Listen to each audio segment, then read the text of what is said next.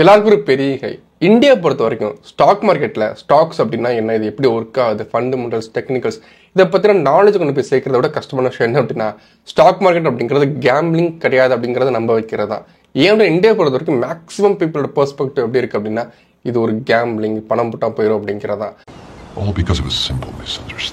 இதுக்கு நிறைய பேர் சொல்ற ஒரு முக்கியமான காரணம் என்ன அப்படின்னா ஷேர் மார்க்கெட்ல எதுவுமே கேரண்டி கிடையாது, எதுவுமே 100% கிடையாது, கம்ப்ளீட்டா ரிஸ்க் தான். எவ்வளோ பெரிய எக்ஸ்பர்ட் இருந்தாலுமே ஒரு ஷேர்ல பணம் போட்டோம் அப்படின்னா அது மேலே போகணும்னால கேரண்டி கொடுக்கவே முடியாது. அவங்களால மேலே போகணும்னு சொல்ல முடியாது, கீழே போகணும்னு சொல்ல முடியாது, அடுத்து என்ன நடக்கும் அவங்களால சொல்லவே முடியாது.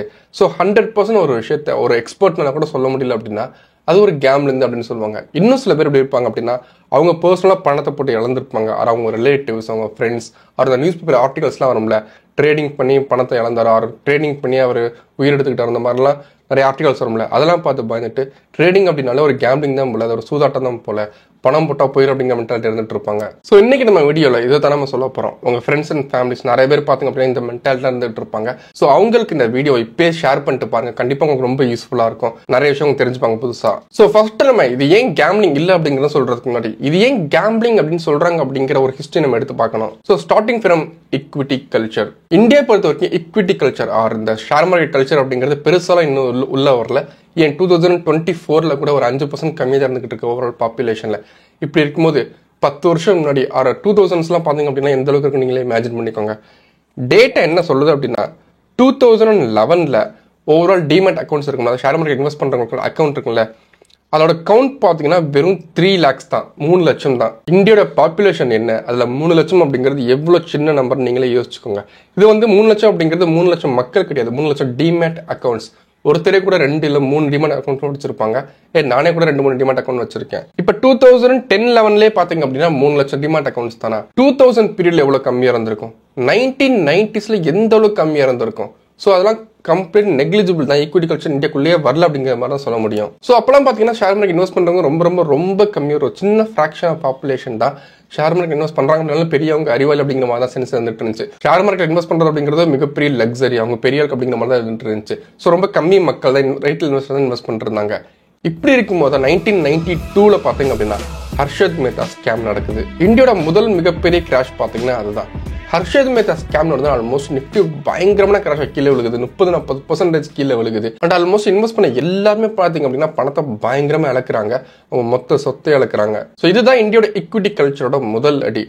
பணத்தை போட்டு எல்லாருமே பணத்தை இழந்துட்டாங்க. அதான் முதல்ல ஒரு கிராஷ் ஒன்று பாக்குறாங்க. ஸோ ஷேர் மார்க்கெட்டுக்கு ஒரு மிகப்பெரிய கெட்ட பேர் வந்து அமையுது. நான் அப்பயே இந்தியாவில் பார்த்தீங்க அப்படின்னா ஷேர் மார்க்கெட்ல பணத்தை போட்டோம் அப்படின்னா இழந்துருவோம் அப்படின்னா ஷேர் மார்க்கெட் நிறைய பேர் போய் சேரவே செய்யுது. என்ன பீலிங்கா இல்ல பீலிங்கான்னு கேக்குறேன், எனக்கு தான் பீலிங்கி, போடா போடா. ஸோ இதுக்கப்புறம் 1990s பாத்தீங்க அப்படின்னா நம்ம ஃபாரின் பாலிசி நிறைய அக்ரிமெண்ட் சைன் பண்றோம், இந்தியா லிபரேஷனுக்குள்ள போகுது, நிறைய ஃபாரின் ட்ரேட்ஸ் உள்ள ஆரம்பிக்கிறாங்க, பெரிய பெரிய கம்பெனிஸ் இந்தியாக்குள்ள வர ஸ்டார்ட் ஆகுது. இந்தியோட எக்கனமி அப்பதான் ஆக்சுவல் பூமா ஸ்டார்ட் ஆகுது. அண்ட் இதுக்கப்புறம் தான் ஸ்டாக் மார்க்கெட் கொஞ்சம் ரெக்கவர் ஆகி கொஞ்சம் பூமாக ஸ்டார்ட் ஆகுது. அண்ட் ஹர்ஷத் மேத்தா ஸ்கேம் நடந்த ஒரு 9-10 வருஷம் கூட ஆகல, 2001 .com பபுள் வெடிக்குது.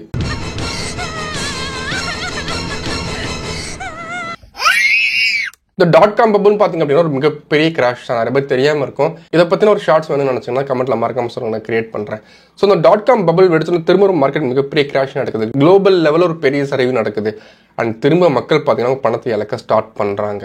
இந்த 2 கிலோமீட்டர்ஸ்லையும் பாருங்களேன், ஹர்ஷத் மேத்தா 1992 ஸ்கேம்லையும் சரி, அவர் இந்த .com பபுள் பர்ஸ்டும் சரி, இது ரெண்டுமே பாத்தீங்கன்னா நேச்சுரல் நடந்தது கிடையாது. ரெண்டுமே பெரிய பெரிய ஹையரார்க்கிலாம் இருப்பாங்க, அவங்க பணம் தப்புனால நடந்த ஷேர் மார்க்கெட் கிராஷ் தான். ஹையரார்க்கில இருக்கவங்க தப்பு பண்ணதுனால தான் சின்ன சின்ன ரீட்டைல் இன்வெஸ்டர்ஸ் எல்லாமே பணத்தை இழந்தாங்க. ஸோ ஷேர் மார்க்கெட் மேலே திரும்ப நிறைய பேருக்கு நம்பிக்கை போக ஸ்டார்ட் ஆகுது, கேம்பிளிங் சொல்ல ஸ்டார்ட் பண்றாங்க. அண்ட் இது நடந்து கொஞ்சம் ரெக்கவர் ஸ்டார்ட் ஆகும்போது 2008 financial crisis, global economical crisis வருது.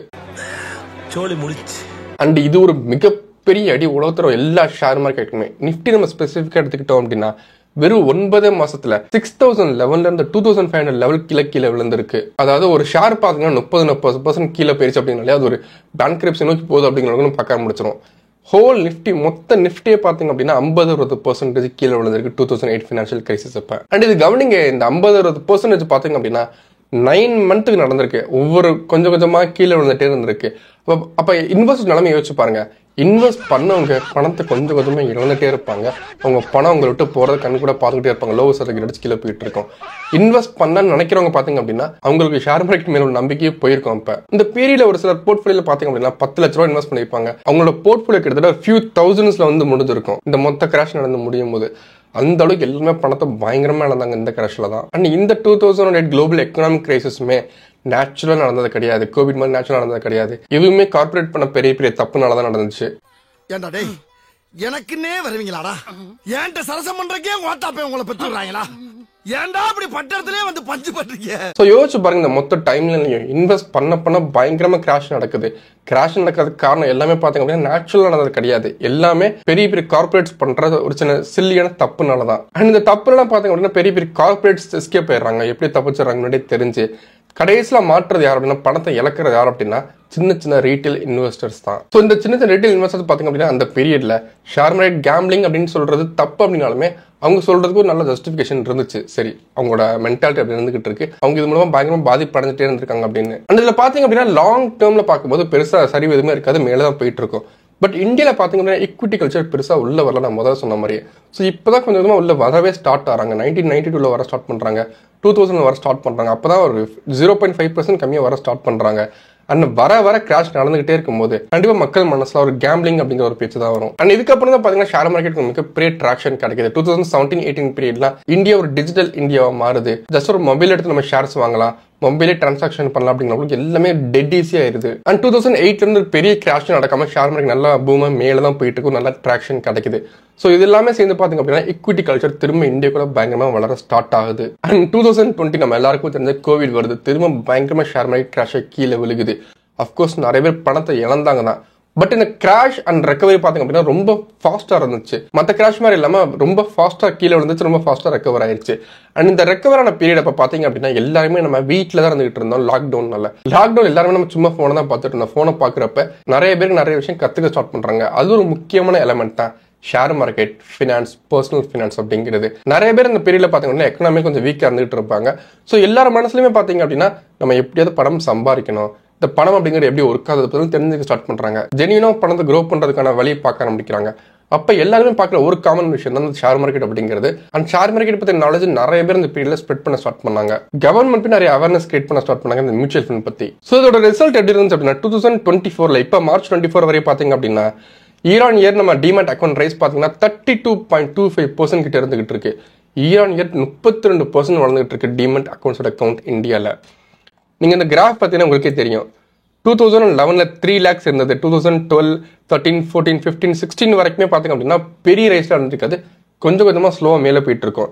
அண்ட் 2020க்கு அப்புறம் பாருங்க 49ல இருந்து 142க்கு ஆல்மோஸ்ட் 90 டிகிரில மேல போயிருக்கு. அண்ட் 22, 23 இந்த பீரியட்லயுமே இதே மாதிரி தான் இருந்துட்டு இருந்துச்சு. இன்ஃபேக்ட் இதுல பாருங்க மார்ச் 19 அதாவது ப்ரீ கோவிட் வர்றதுக்கு முன்னாடி டிமேட் அக்கௌண்ட்ஸ் பாத்தீங்க அப்படின்னா 36 lakhs இருந்துட்டு இருந்துச்சு. இன்ஃபேக்ட் இந்த கிராஃப்ல நீங்க பாருங்க ப்ரீ கோவிட் மார்ச் 19 பாத்தீங்க அப்படின்னா ஒரு மாசத்துக்கு 3.6 lakh அக்கௌண்ட் ஓபன் பண்ணிருக்காங்க டிமேட்ல. அதே கோவிட்க்கு அப்புறம் பார்த்தோம் அப்படின்னா ஒரு மாசத்துல 7.7 lakh டிமேட் அக்கௌண்ட்ஸ் ஓப்பன் பண்றாங்க ஒவ்வொரு மாசமும். அப்படியே டபுள் ஆயிருக்கு. ஸோ இதுல இருந்து உங்களுக்கு புரிஞ்சிருக்கும் கொரோனாக்கு அப்புறம் டிமேட் அக்கௌண்ட்ஸ் அக்கௌண்ட் அதாவது ஷேர் மார்க்கெட் பத்தின நாலேஜ் எந்த அளவுக்கு ஃபாஸ்டா ஸ்ப்ரெட் ஆயிருக்கு அப்படிங்கிறது. அதாவது ஷேர் மார்க்கெட் பத்தின நாலேஜ் ஃபண்டமெண்டல்ஸ் டெக்னிக்கல் ஸ்ப்ரெட் ஆகிறதோட ஷேர் மார்க்கெட்ல போட்டா பணம் சம்பாதிக்கலாம் அப்படிங்கிற ஒரு ஸ்பார்க் ஒன்று கிரியேட் ஆகுது. இன்னும் சிம்பிளா சொல்லணும் அப்படின்னா ஷேர் மார்க்கெட் நம்ம ஈஸியா நிறைய பணம் சம்பாதிக்கலாம், ஈஸியா நம்ம பணக்காரனாகலாம் அப்படிங்கிற ஒரு கான்செப்ட் கிரியேட் ஆகுது. இது ஒரு விதத்தில் நல்லது அப்படின்னு சொன்னாலுமே நல்லது அப்படிங்கிற சென்ஸ் நிறைய பேர் உள்ள வர ஸ்டார்ட் பண்ணாங்க. பட் இன்னொரு பக்கம் ஒரு பெரிய செட்பேக்காக இருந்துச்சு. இதுதான் பெரிய ஆபத்தாக அமைஞ்சிச்சு. அது ஏன் அப்படிங்கிறது இப்போ நான் சொல்ல ஆரம்பிக்கிறேன். ஷேர் மார்க்கெட்ல பாத்தீங்க அப்படின்னா ஆப்ஷன்ஸ் ட்ரேடிங் அப்படிங்கிற இன்னொரு கான்செப்ட் இருக்கு. இந்த ஆப்ஷன்ஸ் ட்ரேடிங் பத்தி நான் 2 வீடியோ கிரியேட் பண்ணிருக்கேன், நீங்க பார்த்திருப்பீங்க. சப்போஸ் நீங்க பார்க்கல அப்படின்னா லிங்க் டிஸ்கிரிப்ஷன்ல கொடுக்குறேன். இந்த ஆப்ஷன்ஸ் ட்ரேடிங் அப்படிங்கிறது ரொம்ப சிம்பிளா சொல்லணும் அப்படின்னா நம்ம கம்மி காசு ஒரு 5,000 10,000 போட்டோம் அப்படின்னாலே ஈஸியா அது வெறும் 1 வீக்லயே ஒரு 1 மந்த்லயே 5x or 10x கூட ஈஸியா மாறிடும். பட் அதே சமயத்துல ரிஸ்க் பாத்தீங்கன்னா ரொம்ப ரொம்ப ரொம்ப அதிகம். 2 நாள்ல மொத்த பணம் 0 இருக்கிற பாசிபிலிட்டி இருக்கு. ஸோ ரிஸ்க் ரொம்ப இருக்கு, ரிவார்ட் ரொம்ப அதிகமா இருக்கும். இப்போ நான் சொல்றது பாத்தீங்கன்னா ஆப்ஷன் பையிங், ஆப்ஷன் செல்லிங் அப்படிங்கிறது வேற கான்செப்ட். பட் உண்மையிலேயே ஆப்ஷன்ஸ் ட்ரேடிங் அப்படிங்கிறது ஆக்சுவலா ட்ரேடிங்குள்ளேயே வராது. நம்ம ஸ்டாக்ஸ்ல இன்ட்ராடே ட்ரேடிங் பண்ணுவோம்ல, ஒரே ஒரு நாள் வாங்கிட்டு வைப்போம்ல, அது பாத்தீங்க அப்படின்னா ப்ராப்பர் ட்ரேடிங்குள்ள வரும். அதுல லாஸ் நிறைய ஆகும். போட்ட காசு அப்படியெல்லாம் போகாது, கண்டிப்பா லாஸ் வரும், ப்ராஃபிட் வரும், பட் கம்மியாக தான் வரும் ரெண்டுமே. பட் இந்த ஆப்ஷன்ஸ்ல பாத்தீங்க அப்படின்னா அது கான்செப்டே வேற. இது ட்ரேடிங்குள்ளேயே வராது. இது ட்ரேடிங்காக யூஸ் பண்றது முதல்ல கிடையாது. இதில் பணத்தை போட்டால் அப்படியே போயிடும், ரிட்டர்ன் லாஸ் கூட வராது, மொத்தமாக பணமும் போயிடும். நக்கின்னு இருக்க வேண்டியதுதான். இது பார்த்தீங்கன்னா ட்ரேடிங்காக பண்ணுற ஒரு செக்மெண்ட்டே கிடையாது. இது நம்ம போர்ட்ஃபோலியோவை ஹெட்ஜ் பண்ணுறதுக்காக பண்ணுறது. உங்களுக்கு சிம்பிளாக புரியணும் அப்படின்னா, நான் ஆப்ஷன்ஸ் ஆக்சுவலாக யூஸ் பண்ணுவேன். எதுக்கு யூஸ் பண்ணுவேன் அப்படின்னா, இப்போ மார்க்கெட் பார்த்தீங்கன்னா பீக் ஸ்டேஜில் இருந்துகிட்டு இருக்கு, நல்லா மேலே போயிட்டு இருக்கு, 25,000 தாண்டி போயிட்டு இருக்கு. ஆனால் இப்போ ஸ்டாக்ஸுமே பார்த்தீங்க அப்படின்னா பயங்கரமாக மேலே போயிட்டு இருக்கு. நான் வாங்கின எல்லா ஸ்டாக்ஸுமே நல்ல ப்ராஃபிட்ல இருந்துகிட்டு இருக்கு. ஸோ இந்த பீரியட் திரும்பி நம்ம போய் ஸ்டாக்ஸில் இன்வெஸ்ட் பண்ணாமல், சப்போஸ் மார்க்கெட் கரெக்ட் ஆச்சுன்னா என்ன பண்ணுறது, கீழே ஒரு 5% விழுந்துச்சுன்னா என்ன பண்ணுறது அப்படிங்கிறதுக்காக, போர்ட்ஃபோலியோ ரிஸ்க்கை நம்ம ஹெட்ஜ் பண்ணுறதுக்காக, அதாவது ரிஸ்க் கம்மி பண்ணுறதுக்காக ஆப்ஷன்ஸில் போய் நிஃப்டினா செல் பண்ணி வைப்பேன், அதாவது ஷார்ட் பண்ணி வைப்பேன். நான் ஆப்ஷன் பையிங் பண்ண மாட்டேன், ஆப்ஷன் தான் செல் பண்ணி வைப்பேன். ஸோ இப்படி பண்ணும்போது இன்கேஸ் மார்க்கெட் கரெக்ட் ஆச்சு அப்படின்னா போர்ட்ஃபோலியோ எனக்கு வர லாஸ் ஆப்ஷன்ஸ்ல எனக்கு வர ப்ராஃபிட் ஈடு கட்டிடும். ஸோ இப்படி தான் நம்ம போர்ட்ஃபோலியோ ஹெட்ஜ் பண்ணுமே தவிர ஆப்ஷன்ஸ்ல ட்ரேடிங்லாம் நம்ம பண்ணக்கூடாது. இந்த மாதிரி நான் இந்த மாதிரி ஆப்ஷன்ஸ்லாம் வாங்குறேன், போர்ட்ஃபோலியோ அப்படிலாம் ஹெட்ஜ் பண்றேன் அப்படிங்கிறத கிரேக் கம்யூனிட்டியில் போஸ்ட் பண்ணிட்டே இருப்பேன், நீங்க பார்த்துருப்பீங்க. இன்கேஸ் என்னோட வீடியோஸ் ஃபர்ஸ்ட் டைம் பார்க்குறீங்க அப்படின்னா, கிரேக் கம்யூனிட்டி அப்படிங்கிறது க்ளோஸ்ட் கம்யூனிட்டி. நான் ஷேர் மார்க்கெட்ல பண்ற எல்லாத்தையுமே டிரான்ஸ்பரண்டாக போஸ்ட் பண்ணிருப்பேன். முக்கியமான மார்க்கெட் அப்டேட்ஸ் ரெகுலராக போஸ்ட் பண்ணிருக்கேன். சப்போஸ் நீங்க மார்க்கெட்ல சீரியஸா இருக்கிறீங்கன்னா மட்டும் கிரேக் கம்யூனிட்டியில் ஜாயின் பண்ணிக்கோங்க. லிங்க் கீழே டிஸ்கிரிப்ஷன்லயும் ஃபர்ஸ்ட் கமெண்ட்லயே இருக்கும். கண்டிப்பாக போர்ட்ஃபோலியோ ரொம்ப ஹெல்ப்ஃபுல்லா இருக்கும். ரெண்டாவது, ஸ்டாக் மார்க்கெட்லாம் பாத்தீங்க அப்படின்னா ஆல்மோஸ்ட் எல்லா அசர்ட்மெண்ட் நீங்க பார்க்கலாம். நீங்க ஒரு வீடு கட்டுறீங்க, இடம் வாங்குறீங்க, ஒரு தங்கமே வச்சுப்போம், ஒரு வேற எந்த பெரிய அசர்ட்மெண்ட் எடுத்துக்கோங்க, எல்லாமே பாத்தீங்க அப்படின்னா லைவா மோஸ்ட் ட்ராக் பண்ண முடியாது. தங்கமும் கூட பாத்தீங்கன்னா லைவா ட்ராக் பண்ண முடியாது. ஒரு நாளைக்கு 2 தடவை தான் மேக்ஸிமம் பிரைஸ் சேஞ்ச் ஆகும். பட் ஸ்டாக் மார்க்கெட் பாத்தீங்க அப்படின்னா ஒவ்வொரு செகண்டும் ஒவ்வொரு நாளும் ட்ராக் பண்ணிட்டே இருப்பீங்க. நீங்க ஒரு இடம் வாங்கினீங்க அப்படின்னா ஒரு 10 வருஷத்துக்கு அப்புறம் தான் விற்கும் போது தான் அது அந்த இடத்தோட பிரைஸ் எந்த அளவுக்கு அதிகமாக இருக்கு மார்க்கெட் பிரைஸோட அப்படிங்கிறது உங்களுக்கு தெரிய வரும். ஸ்டாக் மார்க்கெட் பாத்தீங்க அப்படின்னா அப்படி கிடையாது, அடுத்தடுத்த செகண்ட் உங்களுக்கு தெரிய வரும். ஸோ நீங்க இன்னைக்கு வாங்கிட்டு நாளைக்கு வச்ச பணம் கீழே விழுகும் போது நீங்க உடனே அந்த ஸ்டாக்கை வித்துடுறீங்க, அவங்க லாஸ் வந்துச்சு அப்படிங்கிறது சொல்ல ஆரம்பிச்சிடுறீங்க. பட் லாங் டேர்ம்ல தான் பார்த்தோம் அப்படின்னா நமக்கு ஆக்சுவல் ப்ராஃபிட் வரும். நீங்க 10 வருஷமோ ஒரு 5 வருஷமா ஹோல்டு பண்ணும்போது தான் அது ஆக்சுவலா ஃபண்டமெண்டல்ஸ் இம்ப்ரூவ் ஆகி ஸ்டாக் மேல போக ஸ்டார்ட் ஆகும். நீங்க வாங்குற இடமும் அதே மாதிரி தான். நீங்க வாங்கின அடுத்த நாள் பிரைஸ் இன்க்ரீஸ் ஆக ஸ்டார்ட் ஆயிருது, ஒவ்வொரு மாசமும் பிரைஸ் மேல போயிட்டே தான் இருக்காது. அதுக்கும் ஃபிளக்சுவேஷன்ஸ் எல்லாம் இருக்கும், பட் நம்மளால ட்ராக் பண்ண முடியாது. 10 வருஷம் கழிச்சு பார்க்கும்போது கண்டிப்பா எல்லாமே இம்ப்ரூவ் ஆகி இந்த இடமும் இம்ப்ரூவ் ஆகி கொஞ்சம் மேல போயிருக்கும் பிரைஸ். ஸோ அப்போ நம்ம இடம் பிரைஸ் கூட இருக்கு, எப்போ நம்ம இடம் வித்தாலும் பிரைஸ் கூட தான் வருது அப்படிங்கிற ஒரு மென்டாலிட்டி இருக்கு. ஸோ இந்த மாதிரி டெய்லி ட்ராக் பண்ணிட்டு இருப்பாங்கல்ல, ஷார்ட் டேர்ம் ட்ரேட் பண்றேன் அப்படின்னு, அவங்களுமே பாத்தீங்க அப்படின்னா ஷேர் மார்க்கெட்ல பணம் போயிடும் அப்படின்னு சொல்ல ஆரம்பிக்கிறாங்க. மூணாவது கேட்டகரி என்ன அப்படின்னா, எனக்குமே சில மெசேஜ்ல வரும், சில பேர் நேரில் கூட கேட்டிருப்பாங்க, இந்த ஸ்டாக் 30% 40% மேல போயிருச்சு, இப்போ நான் இதை வாங்கலாமா அப்படின்னு. 30% 40% மேல போயிருச்சு அப்படின்னா நிறைய பேர் ஆல்ரெடி வாங்கினதுனால தான், பெரிய பெரிய இன்ஸ்டிடியூஷன் இன்வெஸ்டர்ஸ் இன்வெஸ்ட் பண்ணதுனால தான் அந்த அளவுக்கு மேல போயிருக்கு. ஸோ இந்த அளவுக்கு மேல போனதுனால தான் அந்த ஸ்டாக் ஒன்று இருக்கு, இந்த அளவுக்கு மேல போயிட்டு இருக்கு அப்படின்னு நிறைய பேருக்கு தெரிய வர ஆரம்பிக்குது. அதனால தான் உங்களுக்கும் தெரிய வந்திருக்கு. ஸோ இப்போ பார்த்தீங்கன்னா நீங்க வாங்கலாமா கேட்டீங்கன்னா நீங்க வாங்கக்கூடாது. ஏன் அப்படின்னா ஆல்ரெடி நிறைய பேர் இன்வெஸ்ட் பண்ணிட்டாங்க சீப் பிரைஸ்ல, ஃபாரின் இன்வெஸ்டர்ஸ் அதில் இன்வெஸ்ட் பண்ணிருப்பாங்க, மேல போயிருக்கும். ஸோ ஒன்ஸ் மேல போனதுக்கு அப்புறம் எல்லாருக்குமே தெரிய வந்ததுக்கு அப்புறம் இந்த மார்க்கெட் பிரைஸோட மேல போயிடுச்சு அப்படின்னு நிறைய பேர் எக்ஸிட் ஆக ஸ்டார்ட் ஆவாங்க, இன்ஸ்டிடியூஷன் இன்வெஸ்டர்ஸ் வெளியே வர ஸ்டார்ட் பண்ணிடுவாங்க.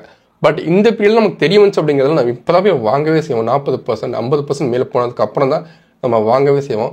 நம்ம வாங்கினதுக்கு அப்புறம் கரெக்டாக கீழே விழுக ஸ்டார்ட் ஆகும். ஏன்னா நம்ம வாங்கினது பார்த்தீங்கன்னா ஃபண்டமெண்டல்ஸ்னாலயோ ஒரு ரிசல்ட்னாலே கிடையாது, வெறும் 40% 50% மேலே போயிருக்கு அப்படிங்கிறதுனால மட்டும்தான். நிறைய பேர் பார்த்தீங்க அப்படின்னா தப்பு பண்ணுவாங்க, ஒரு ப்ராப்பராக லாங் டேர்ம் ஸ்டாக்கை வாங்காம இந்த ஸ்டாக்லாம் மேலே பறந்துகிட்டு இருக்கோம் அந்த ஸ்டாக்கை போய் கேட்ச் பண்ண ட்ரை பண்ணுவாங்க. இதெல்லாம் ஷேர் மார்க்கெட் பண்ண தப்பு கிடையாது, கேம்லிங் பண்ண தப்பு கிடையாது.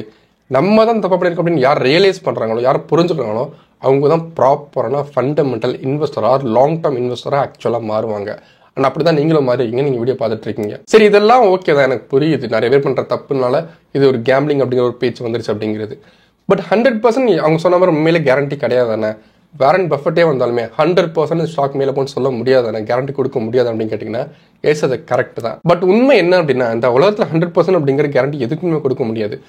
ஃபார் எக்ஸாம்பிள் இப்போ நம்ம ஒரு வீடு கட்டணும்னு வச்சுக்கோங்களேன், அந்த வீடு இடிஞ்சு விழுகாமல் இருக்கும், அந்த வீட்டு பக்கத்தில் ஒரு பூகம்பம் வராமல் இருக்கும், ஒரு ஃப்ளட் வராமல் இருக்கும், ஒரு நேச்சுரல் கெலாமிட்டி நடக்காமல் இருக்கும் அப்படிங்கிறதுக்கு 100% கேரண்டி கொடுக்க முடியுமா?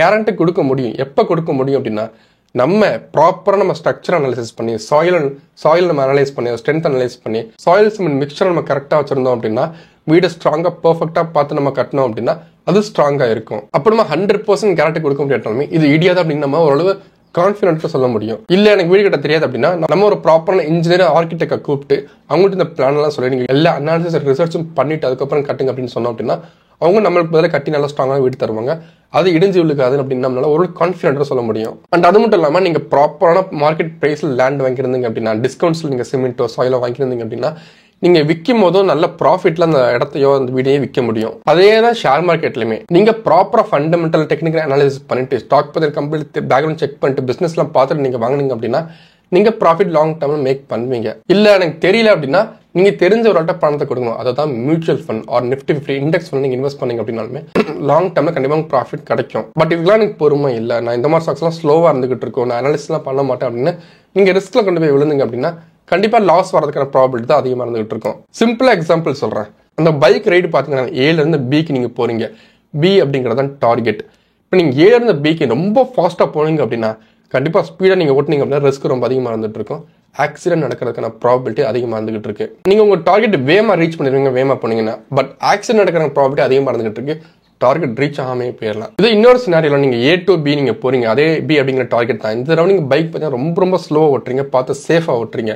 இப்போ நீங்க டார்கெட் ரீச் ஆவீங்க, பட் கொஞ்சம் ஸ்லோவா ரீச் ஆவீங்க, பட் சேஃபா ரீச் ஆயிருவீங்க. அண்ட் ப்ராபிலிட்டி ஆஃப் ஆக்சிடென்ட் பாத்தீங்கன்னா ரொம்ப கம்மி. அன்லெஸ் ஒரு எக்ஸ்டர்னல் ஃபேக்டர், ஒரு வேற ஒருத்தவங்க நம்ம வந்து எடுத்துட்டாங்க அப்படின்னா தான். அதே தான் ஷேர் மார்க்கெட். நீங்க பொறுமையை பார்த்து சேஃபா நீங்க டிராவல் பண்ணீங்க அப்படின்னா, அன்லெஸ் கொரோனா மாதிரி ஒரு இந்த குளோபல் எக்கனாமிக் கிரைசிஸ் மாதிரி ஒரு இம்பாக்ட் நடக்காத வரைக்கும் நீங்க நல்ல ப்ராஃபிட்ல இருந்துகிட்டு இருப்பீங்க லாங் டேர்ம்ல. ஸோ இதெல்லாம் பண்ணாம நான் ஆப்ஷன்ஸ்ல போய் விழுந்துருவேன், ட்ரேடிங் நான் பண்ணிடுவேன், எனக்கு குவிக் மணி வேணும், நான் ரிஸ்கி ஸ்டாக்ஸ்லாம் எடுத்து இன்வெஸ்ட் பண்ணுவேன் அப்படின்னு சொல்லிட்டு இருந்தீங்க அப்படின்னா கண்டிப்பா நீங்க லாஸ் மேக் பண்ற பாசிபிலிட்டி தான் அதிகம். இதுதான் நிறைய பேர் பண்ணிட்டு இருக்காங்க. இது பண்ணது மட்டும் இல்லாம நிறைய பேர்ட்ட நான் பணத்தை இழந்துட்டேன் அப்படிங்கிறதுக்காக ஏன் தப்பு கிடையாது. ஷேர் மார்க்கெட் கேம்பிளிங் அப்படின்னு சொல்ல முடிச்சாங்க. ஷேர் மார்க்கெட் கேம்பிளிங் எல்லாரும் மனசுல கொண்டு போய் சேர்த்துறாங்க. இது ஆக்சுவலா ரொம்ப தப்பு. எப்படி நகை நம்ம இன்வெஸ்ட் பண்றோமா, லேண்ட் இன்வெஸ்ட் பண்றோமா, அதே மாதிரி தான் ஸ்டாக் மார்க்கெட் இன்வெஸ்ட் பண்றதும்.